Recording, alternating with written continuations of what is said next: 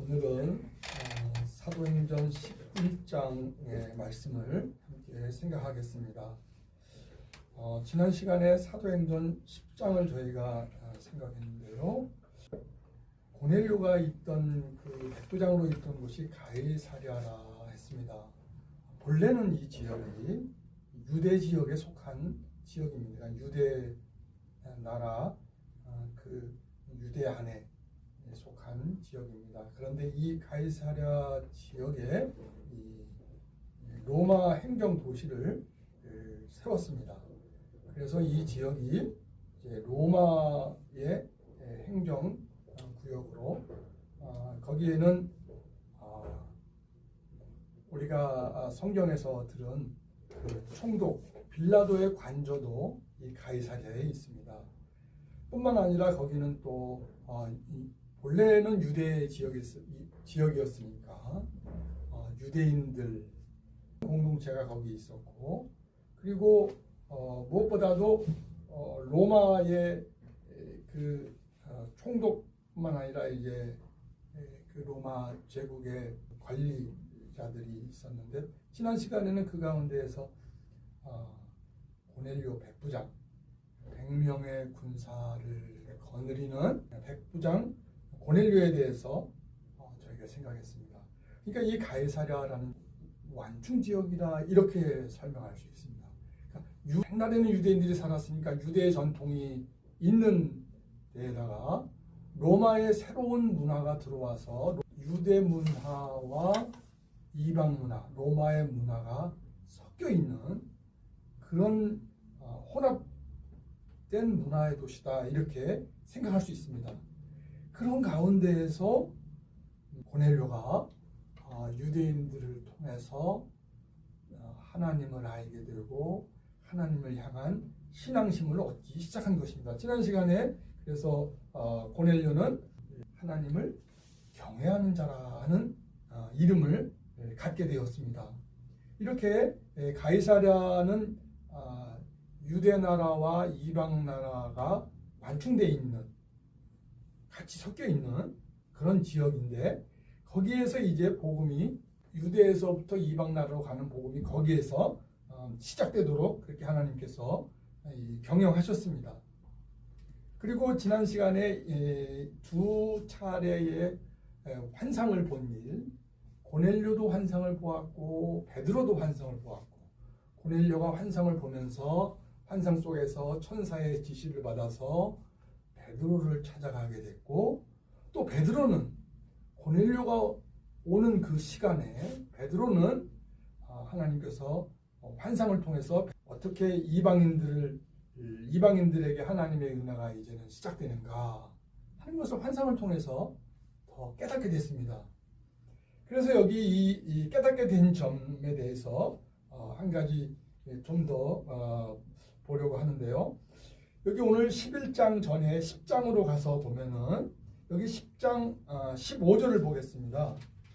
여기 사도행전 10장 15절을 보면은 지금 베드로가 환상 중에 본 내용인데요. 15절에 또 두 번째 소리 있으되 하나님께서 깨끗게 하신 것을 네가 속되다 하지 말라 하더라. 하나님께서 깨끗게 하신 것을, 사람이 아니죠. 하나님께서 깨끗게 하신 사람을, 그게 아니고 하나님께서 깨끗게 하신 것을, 그러니까 바로 그 두세 절 전에 보여준 그 지금 정한 짐승 또 부정한 짐승, 이 말씀을 두고 하는 겁니다. 그러니까 정한 짐승이 있고 부정한 짐승이 있다 하는 것을 하나님께서 모세를 통해서 레위기 11장에서부터 쭉 그 말씀 교훈을 주셨는데, 그래서 이것은 먹어도 되고 이것은 먹지 말라, 먹는 것과 먹지 말아야 할 것, 그 물건이란 말이죠. 뭐 그게 짐승이 됐든지 곤충 기는 것이 됐든지. 근데 여기 지금 15절에서는 분명하고 명확하게 이야기하면은 깨끗하게 하신 물건, 깨끗하게 하신 것, 이렇게 분명히 이렇게 말씀하고 있는데요. 그럼 몇 절 지나서 쭉 지나서 보면은 여기 가서 뭐라고 전했는가? 28절을 보면은 이르되 유대인으로서 이방인을 교제하는 것과 가까이 하는 것이 위법인 줄은 너희도 알거니와, 그 다음에 하나님께서 내게 지시하사 아무도 속되다 하거나 깨끗이 않다 하지 말라 하시기로. 여기 이 말씀, 하나님께서 내게 지시하사, 이거는 환상을 본 얘기예요. 지금 환상 15절, 조금 전에 읽은 15절 15절에서는 사람을 얘기하지 않고 물건을 얘기한 거죠. 이건 먹고 이것은 먹지 말아라. 물건. 그렇죠? 그런데 그것을 들어서 지금 베드로는 뭐라고 얘기해요? 자, 환상에서는 하나님께서 나타나셔서 환상 속에서 하나님께서 소리를 통해서 깨끗게 하신 것, 물건을 얘기했어요. 깨끗게 하신 것, 속되다 하지 말라. 환상에서는 그렇게 보았는데 베드로가 여기 와서는 환상 본 이야기를 할 때는 어떻게 얘기를 해요? 여기 보니까 28절 후반절에 하나님께서 내게 지시하사, 환상을 통해 지시한 거예요. 아무도 속되다 하거나 깨끗이 않다 하지 말라. 아무도, 아무 사람도 사물에 대한 지시를 받고 왔는데, 환상에서는 베드로는 그거를 가지고 와서 어떻게 적용을 해요? 사람으로 적용을 해요. 사람으로. 아무 사람도 속되다 하거나 아무 사람도 깨끗이 않다 하지 말라, 이렇게 말씀을 받는 거예요. 그럼 그 사이에 무슨 변화가 있는 거예요? 자기가 들은 거는 사물에 대해서 들었는데 와서 고넬료한테 말할 때는 사람으로 적용해서 말을 한 거예요. 그러니까 이 말씀은 어떤 점을 우리에게 생각하게 하는가? 레위기에서 모세를 통해서 정한 것과 정하지 않은 것을 분명히 이스라엘 하나님의 백성들에게 그렇게 말씀하셨어요. 이건 먹고 이건 먹지 말아라.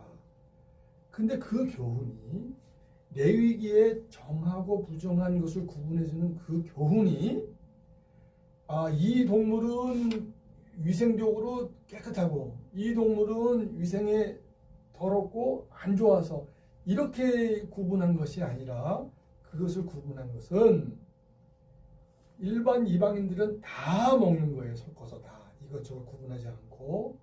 그리고 유대인들에게는 이것은 먹고 이것은 먹지 말라 했으니까 자연히 어떤 일이 있게 돼요? 유대인들이 이방인과 식탁을 함께 할 수가 없죠. 그러니까 이것은 지금 어떤 동물은 위생적으로 정하고 어떤 동물은 위생적으로 부정하다 해서 그렇게 해서 그걸 먹어라 먹지 말라 하신 것이 아니라, 그것을 먹지 말게 하심으로써 그것을 먹는 이방인들과 문화가 섞이는 것을 한시적으로 하나님께서 모세를 통해서 메시아가 오시기까지 유대 민족을 거룩한 문화에, 믿는 문화로 보호하시고 구별하시기 위해서 한동안 그렇게 하신 것이다 하는 뜻입니다. 그런데 이것을 이제 베드로를 통해서 이제 이 기간이 끝났다. 이렇게 유대인들과 따로 먹는 일, 유대인들 먹는 거 먹지 않으니까 우리는 따로 산다. 문화를 따로 간다. 이 기간이 이제는 끝났다. 이제부터는 구별하지 않으신다. 하나님께서 음식을 구별하지 않으신다 하셨으니까 그것은 베드로가 생각할 때 물론 주의 성령께서 깨우쳐 주셨죠. 이제는 이방인들과 같이 식탁을 해도 되는구나. 이방인들도 부정하다고 속되다고 이방인들을 그렇게 거리를 두고 교제하지 않고 그렇게 하지 말아라 하시는 뜻으로 베드로가 받았다 하고 전하는 것입니다. 하나님께서 내게 지시하사 아무도 속되다 하거나 깨끗지 않다 하지 말라. 이거는 모든 사람이 다 거룩하게 되었다 그런 뜻이 아니죠. 이거는 이방인들은 속되니까, 이방인들은 깨끗하지 않으니까 우리가 교류할 수 없다. 여기에서 이제는 벗어나라. 이제는 함께 식사도 할 수 있고 함께 문화 속에서 복음을 전할 수 있다 하는 뜻으로 베드로가 받았습니다. 그렇게 해서 여기 이제 사물이 이렇게 사람으로 이렇게 바꾸어서 베드로가 실질상 이것은 결국은 이방인들을 배척하지 말아라. 이방인들을 구별하지 말아라. 이렇게 하신 뜻으로 받았습니다. 그러니까 이런 부분을 생각할 때에는 이제 사도행전 10장에서는 또 한 가지 이제 생각할 점은, 이제 여기 그러면 언제 이것을 깨끗게 하셨는가 하는 점입니다. 10장 15절에 하나님께서 깨끗게 하신 것을 언제 깨끗게 하셨는가? 언제부터 깨끗게 하셨는가? 이전에 모세 때서부터 쭉 베드로가 그랬죠. 지금까지 베드로가 지금 그동안에 구약의 그 가르침을 따라서 생활해 왔는데 여태까지 이런 거 안 먹었습니다. 그러면 이 지금 여기 15절 말씀, 10장 15절 말씀, 베드로에게 하신 말씀, 하나님께서 깨끗게 하신 것을 내가 속되다 하지 말라. 여기 하나님께서 깨끗게 하신 것은 그러면 언제 깨끗게 하셨는가? 이것은 우리가 예수님께서 하신 말씀에서 우리가 이 말씀을 생각할 수 있습니다. 너희에게 입으로 들어가는 것이 너희를 더럽게 하지 않고 너희 속에 죄에서 나오는 것이 더럽게 한다 하시는 말씀으로 이 레위기의 이 구분을 이제는 거두실 것이다 한 뜻을 보여주셨는데 그것은 이제 마침내 언제 그렇게 이루어졌는가? 그것은 예수님의 십자가 사건에서 이루어졌습니다. 그것이 예수님의 십자가 사건에서 이루어진 것을 우리가 어디서 좀 더 볼 수 있는가? 골로새서 2장 16절 말씀을 보겠습니다. 골로새서 2장 16절 말씀 읽겠습니다. 그러므로 먹고 마시는 것과 여기 이 앞에 15절 말씀 볼까요? 정사와 권세를 벗어버려 밝히 드러내시고 십자가로 승리하셨느니라. 예수님께서 십자가로 승리하셨다 말씀하시면서 예수님께서 십자가를 지신 거예요. 그래서 우리의 죄를 짊어지시고 우리의 죄를 품으시고 십자가를 지셨어요. 우리의 죄를 해결하셨어요. 그래서 우리가 받아야 할 죄의 형벌을 대신 지셨어요. 또 우리를 억누르는 죄의 권세를 벗겨버리셨다고 그랬어요. 여기 정사와 권세를 벗겨버렸단 말이에요. 그래서 믿는 신자는 약하여져서 죄에 넘어지는 일이 있지만은 죄의 권세가 믿는 신자를 권세를 부리며 끌고 가지 못하게 됐어요. 그걸 벗겨버리셨어요. 그런데 이렇게 해서 이제 십자가의 승리, 죄의 세력, 악의 세력, 마귀의 세력을, 마귀의 그 괴계를 다 이기신 주님의 십자가의 승리를 말씀하면서 이어서 16절에 그러므로 먹고 마시는 것과 먹고 마시는 것, 여기 먹는 문제가 있죠. 이 먹는 문제를 다 해결해 주셨다 하는 것을 말씀합니다. 십자가에서 승리하신 일, 십자가로 말미암아 모든 죄의 문제를 짊어지신 일로 이제는 하나님의 은혜가 유대인들이 국한하지 않고 이방인들에게도 그 은혜가 흘러가도록 하시는 일이 십자가로 말미암아 이루어진다 하신 것입니다. 그래서 이 먹고 마시는 것, 먹는 문제에서도 승리를 얻게 하셨다. 사도행전 2장을 한 번 더 보겠습니다. 사도행전 2장. 사도행전 2장, 오늘은 사도행전 11장인데요. 2장에 사도행전 2장 말씀에 38절 말씀을 보겠습니다. 여기 이 38절은 이제 십자가에 못 박은 유대인들을 향해서 베드로가 너희가 십자가에 못 박은 예수를 하나님께서 살리셨다. 그리고 영원롭게 되신 하나님께서 주와 그리스도가 되셔서 지금 너희가 보고 있는 이 오순절 성령 강림 사건을 이루게 하셨다. 이 말씀을 할 때 베드로가 뭘 말씀합니까? 여기 38절 베드로가 가로되 너희가 회개하여 각각 예수 그리스도의 이름으로 세례를 받고 죄사함을 얻으라. 그리하면 성령을 선물로 받으리니 이 약속은 너희와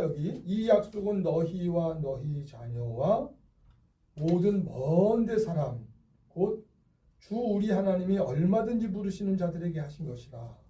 여기 보면은 너희와 너희 자녀 유대인이에요. 유대인은 하나님의 은혜가 부모에게서 자녀에게 흘러 내려가도록 하나님께서 그렇게 큰 은혜를 베푸셨어요. 그런데 그렇게뿐만 아니라 너희와 너희 자녀뿐만 아니라 모든 먼데 사람, 여기 지금 사도행전뿐만 아니라 신약에서 먼데 사람은 이방인을 가리키는 거예요. 모든 먼데 사람에게 얼마든지 하나님께서 부르시는 자들에게 성령을 선물로 주신다. 죄사함을 받은 자들에게는 성령을 선물로 주신다. 그러니까 레위기에서 구분한 특별히 유대인만 하나님께서 별도로 한시적으로 오랜 기간 동안 구별하셨어요. 그래서 음식 문화를 통해서도 구별을 하셨는데 그것이 언제부터 이제 벗겨버려졌는가? 그것이 언제부터 해제가 됐는가? 없어졌는가? 사라졌는가? 그것은 예수님의 십자가로 말미암아 곧 부활하신 주님께서 주의 성령님을 보내심으로 말미암아 그것이 이루어지기 시작했다 하는 점입니다. 그래서 여기 사도행전 10장에 이 깨끗게 하신 일은 예수님의 십자가와 또 십자가로 말미암아 주의 성령님을 보내신 일로 깨끗하게 하신 것입니다. 그리고 여기 깨끗하게 하셨다 하는 것은 속죄의 사실을 말하는 건 아니죠. 왜냐하면 정하고 부정한 것, 정한 것과 부정한 것을 레위기에서 구분했어요. 그런데 부정한 것도 이제는 먹을 수 있도록 하신 거예요. 깨끗하게 하셨다는 것은 정한 것과 부정한 걸 한시적으로 구분하셨는데 이제는 그 구분이 없으셨다. 다 깨끗하게 하셨다. 다 먹을 수 있다. 그래서 이방인들이 먹는 것도 같이 그러니까 그 구분을 하지 않으셨다. 그렇게 여기 깨끗하게 하셨다 하는 말씀은 그렇게 저희가 받을 수 있습니다. 이렇게 이제 사도행전 10장에서는 이방인에게 복음이 증거되기 시작한 것을 말씀하였습니다. 오늘 사도행전 11장은 크게 세 가지 부분입니다. 첫 번째는 이제 11장 1절서부터 18절까지인데요. 여기 사도행전 11장 1절에서부터 18절은 어떤 내용입니까? 조금 전에 우리가 10장을 보았는데요. 10장에서 일어난 일, 그러니까 베드로가 고넬료를 찾아가서 고넬료에게 복음을 전하고 고넬료의 일가와 친척과 가까운 친구들까지 복음을 들으면서 구원을 받고 또 구원의 선물인 주의 성령님을 받고 세례를 받는 일이 있었어요. 그 일이 어떻게 됐어요? 여기 오늘 11장 1절에 보니까 유대에 있는 사도들과 형제들이 이방인들도 하나님 말씀을 받았다 함을 들었더니 그 소식이 여기 유대에 있는 사도들에게 전해졌고 또 사도들과 함께하는 믿는 자들, 형제들에게 전해졌어요. 어떻게 전해졌어요? 이방인들도 하나님 말씀 받았다. 이방인들도 하나님 말씀 받았다. 그러니까 이방인들도 구원의 복음을 들었다 하는 말씀이에요. 여기 하나님 말씀 받았다 하는 것을 여기 14절에 한번 보겠어요. 14절. 11장 14절. 그가 너와 내 온 집에 구원 얻을 말씀을, 여기 구원 얻을 말씀이에요. 그러니까 하나님 말씀 받았다 하는 내용은 좀 구체적으로 얘기하면 뭐예요? 구원 얻을 말씀을 듣고 믿었다 하는 말씀이에요. 좀 더 구체적으로 19절 말씀에 이방인에게도 생명 얻는 회개를 주셨도다. 생명 얻는 회개를 주셨도다. 지난 시간 이 사도행전 10장 마지막 부분에서 이제 베드로가 복음을 전할 때 그때 고넬료와 그 가족들이 그 말씀을 믿었다고 그랬어요. 그래서 사도행전 10장 44절에 보면 베드로가 이 말할 때 성령이 말씀 듣는 모든 사람에게 내려오시니 고넬료 일가에게 베드로가 복음을 전했는데 그 전하는 복음을 듣는 모든 사람에게 성령이 내려오셨다 그랬어요. 말씀을 듣는. 그래서 이 듣는이라는 것은 무슨 뜻이 들어가 있는가? 지난 시간에 생각했는데요. 여기 들었다는 것은 그냥 귀로 한쪽 귀로 들었다 그런 뜻이 아니고 물론 귀로 들어야 되죠. 그런 뜻뿐만 아니라 속에서부터 말씀이 과연 그렇구나. 그러니까 이 말씀 무슨 말씀이었어요? 여기 이 말씀은 43절에 보면 이 말씀이 죄사함, 그 이름을 힘입어 죄사함을 받는다 하였느니라 했습니까? 죄사함의 말씀을 듣고 아 그렇구나. 그럼 뭐예요? 이때 말씀을 듣는다는 것은 죄사함의 말씀을 듣고 아 나를 위한 구주가 계시구나. 그걸 믿은 거예요. 그러니까 뭐예요? 생명 얻는 회개를 주었도다. 여기 11장 19절에서 이방인에게도 생명 얻는 회개를 주셨도다. 생명 얻는 회개를 주셨도다 하는 말은 여기 사도행전 10장에서는 표현이 없어요. 특별하게. 그러니까 여기 지금 고넬료와 그 가족들이 회개했다 이런 표현이 없어요. 그런데 여기 그 회개를 전하는 말씀을 들었다. 회개를 전하는 말씀을 들었다 하는 말씀 속에 그게 들어있는 거예요. 회개를 전하는 말씀을 마음으로부터 받았다 하는 것은 마음의 회개가 일어난 거예요. 그래서 그걸 가리켜서 지금 여기 11장에서는 어떻게 얘기를 해요? 11장은 생명 얻는 회개를 주셨다 했어요. 근데 이 말을 누가 하냐면 지금 베드로가 고넬료와 일가 친구들이 복음을 듣고 믿고 구원을 받은 일을 이제 전하기 위해서 유대로 갔는데 예루살렘에 갔는데 그런데 사도들과 형제들은 이방인들이 하나님의 말씀을 받았구나 이렇게 참 하나님의 은혜를 감사하는 말을 했어요. 그런데 그 중에 믿음이 있는데 그리스도를 믿는 믿음이 있는 사람들인데 그 중에 어떤 사람들이 거기 있었습니까? 여기 보면은 할례자들이 그러니까 이것은 지금 어떤 자들이냐면은 그리스도를 믿기는 믿는데 어떤 생각을 아직 가지고 있는 거예요? 구약 유대의 전통을 갖고 있는 거예요. 그러니까 이 말씀은 어떤 점을 생각하게 합니까? 이 말씀은 우리 장로교에서 오랫동안 믿음 생활을 해온 사람들 가운데 좀 더 개혁 신앙의 복음을 받고 그리고 좀 더 깨달음을 갖고 신자의 생활을 할 때 오래전 장로교에 갖고 있었던 유전, 장로교회에서 들은 가르침, 그래서 그대로 따라 했던 일들, 그런 일들을 자꾸 고쳐서 나가는 걸 보게 돼요. 일부 개혁 신자들에게서는. 그럴 때에 그 만나는 어려운 점들입니다.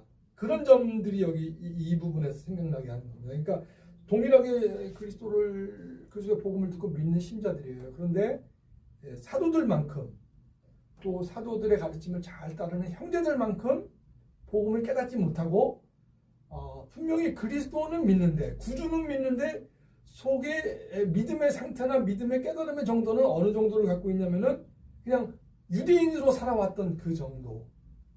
그래서 이방인에게 같이 들어가서 식사를 하면 되냐? 이런 생각 갖고 있는 거예요. 베드로도 그런 생각이 있었죠.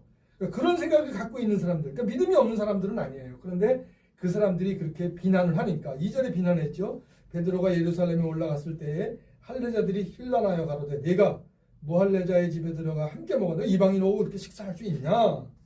이렇게 하니까 4절에 보세요. 베드로가 저희에게 이 일을 차례로 설명하여 가로되 베드로가 자기가 깨달은 거를 자기도 이런 거 먹을 수 없습니다 이렇게 생각하지 않았습니까? 처음에는.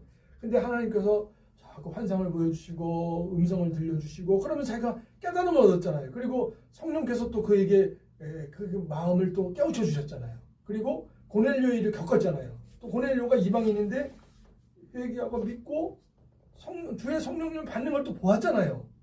그러니까 이제 베드로는 이 문제가 이제 해결이 된 거예요. 이방인과 식사할 수 있구나 하는 문제 해결된 거예요. 그런데 그게 해결되지 않은 사람들이 비난을 하니까 베드로가 어떻게 했어요? 이 일을 차례로 설명하여. 그러니까 우리가 교회 생활을 할 때에 우리와 같이 않은 우리와 같은 이해를 갖지 않은 신자들이 있을 수 있어요. 그런 그런 신자들에게 이런 정신으로 차례로 설명한다는 것은 그건 겸손히 온유한 마음으로 그리고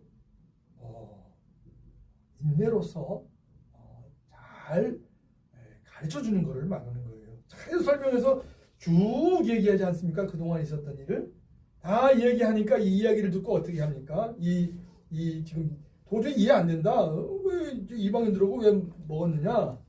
이 사람들이 어떻게 됩니까? 마지막에 여기 지금 18절에 와서 이 사람들이 저희가 이 말을 듣고 18절에 저희가 이 말을 듣고 잠잠하여 하나님께 영광을 돌려 가로되 하나님께 영광을 돌리는 야 그렇구나.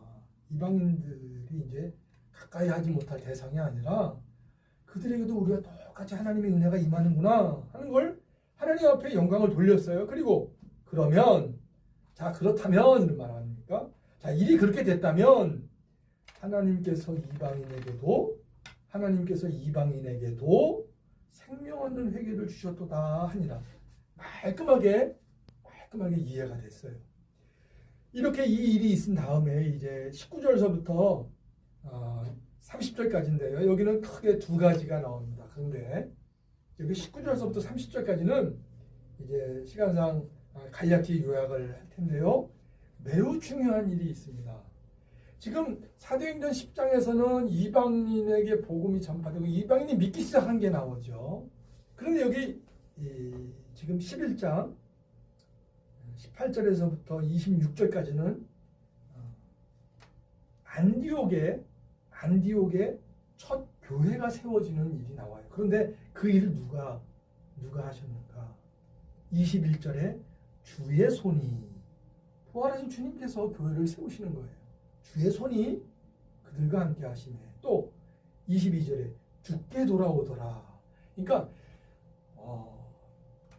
교회가 처음 설 때 이방인 지역에 이방인들이 어떻게 믿을까? 이방인들이 과연 믿을까? 이런 정도 예상하기 어렵고 기대하기 어려운 지역에 어떻게 됩니까? 주의 손이. 그러니까 주님께서 뜻을 정하시면은 주님의 뜻을 정하시고 일을 시작하시는 거예요. 그러면 어떻게 돼요? 그들과 함께 하신 주님께서 함께 해주시는 자들이 생겨나는 거예요. 그렇게 해서 믿는 자들이 생겨나고 그리고 주님께 돌아오는 자들이 생겨나는 거예요. 그렇게 하니까 이게 22절에 보면은 여기 지금 안디옥 교회에 그런 일이 일어나니까 조금 전에 예루살렘의 사도들과 형제들이 이방인에게 복음이 증거된다는 걸 들었잖아요. 그런데 이번에는 무슨 소식을 듣는 거예요? 안디옥에 여기 수리아 안디옥에 믿는 자들이 생겨났다. 주께서 믿는 자들이 생겨나게 하셨다 하는 것을 들었어요. 예루살렘 교회가 들었어요.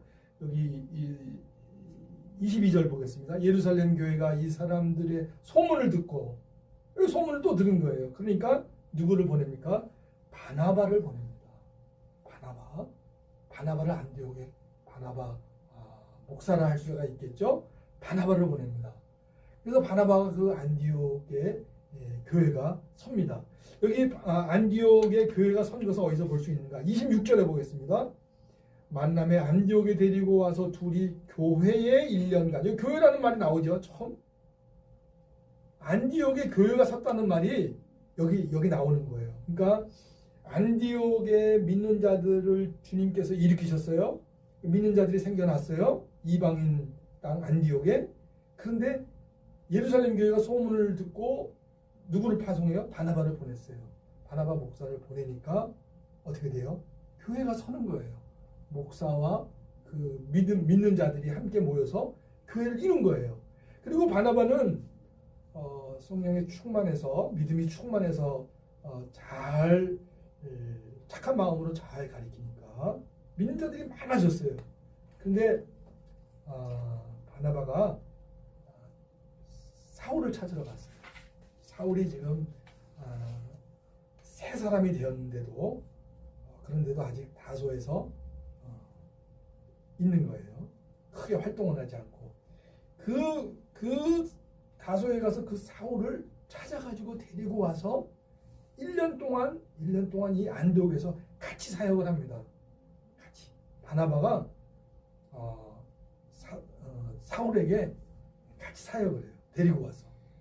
그래가지고 어떤 일이 생깁니까? 그렇게 하니까 교회 1년간 모여있어 큰 무리를 가르쳤고 제자들이 안디옥에서 비로소 그리스도인이라 일컬음을 받게 되었더라. 여기 이 말씀, 그리스도인이라 일컬음을 받게 되었다. 이 말씀은 자, 여기 유대인 그리스도인도 있고 이방인 그리스도인도 있는데 유대인 이방인 이런 이름이 없어진 거예요. 그냥 나는 유대인 그리스도인이야, 나는 이방인 그리스도인, 이런 의식도 없어진 거예요. 이제는 그냥 그리스도인이에요.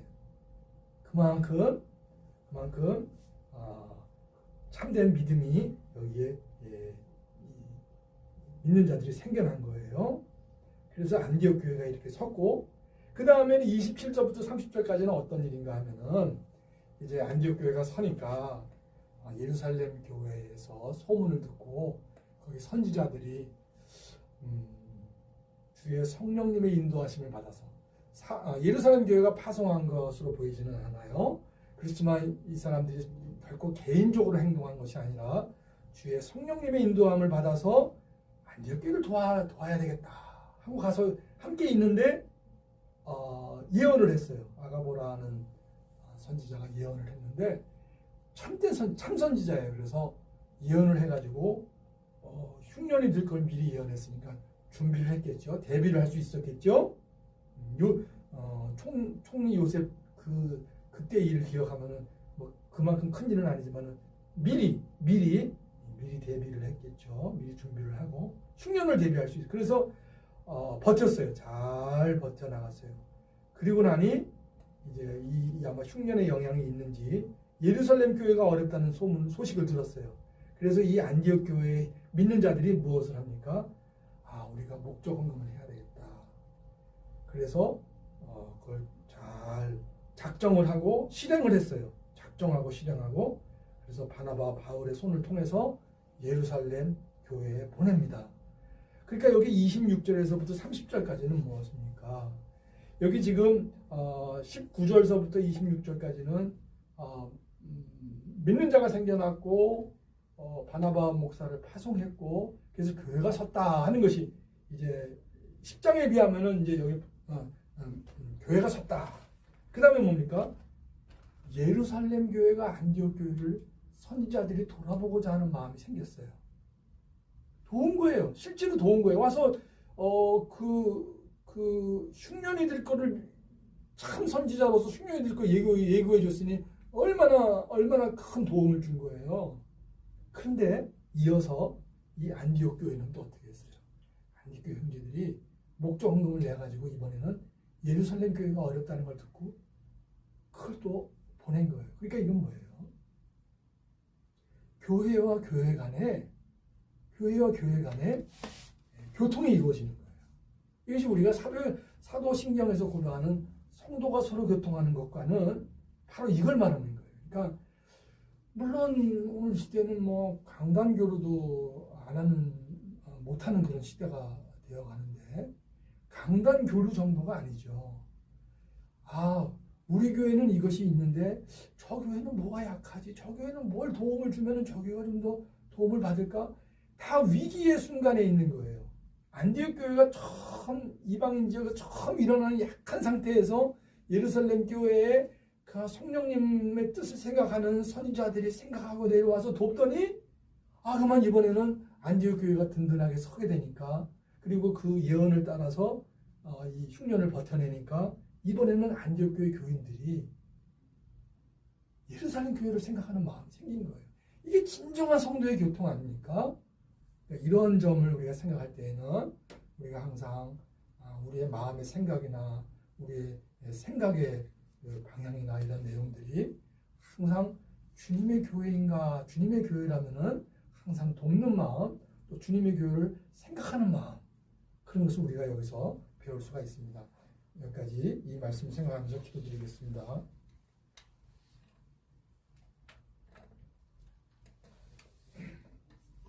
걸어가신 주님, 이방인에게 복음이 시작되도록 하신 이 부활하신 주님께서 사도를 쓰셔서 복음을 증거케 하시고 그 사도에 전하는 말을 주님께서 주의 성령님으로 감동하셔서 믿고 받아들이게 하셔서 구원이 이루어지게 하신 사실을 주님의 말씀을 통하여 보여주셨고, 또한 이제 오늘 이 말씀에서는 주님의 교회가 어떻게 서는가 하는 것을, 그리고 주님의 교회가 서서 교회로서 나아가는 길이 무엇인가 하여서 예루살렘 교회와 안디옥 교회가 서로 어려운 점들이 뭔가 하는 것을 생각하고 돕고 서로 돕고, 과연 부활하신 주님의 사랑을 드러내며 나타내는 일이 여기 교회 간의 성도의 교통으로 나타난 것을 저희가 보옵나이다. 걸어가신 주님, 이 시대에 교회가 어떠해야 할 건가, 또한 이 시대의 교회 현상 가운데 돌아봐야 할 점이 무엇인가를 이 말씀을 통하여 저희들이 생각하게 되오니, 주님 이 말씀에서 저희가 교훈을 얻고 저희가 이후의 생각과 저희의 생활은 참으로 성도의 교통을 저희가 생각하며 무엇인지 생각해 나갈 수 있게 하여 주시옵소서. 우리 구주 예수님의 이름으로 기도드리옵나이다.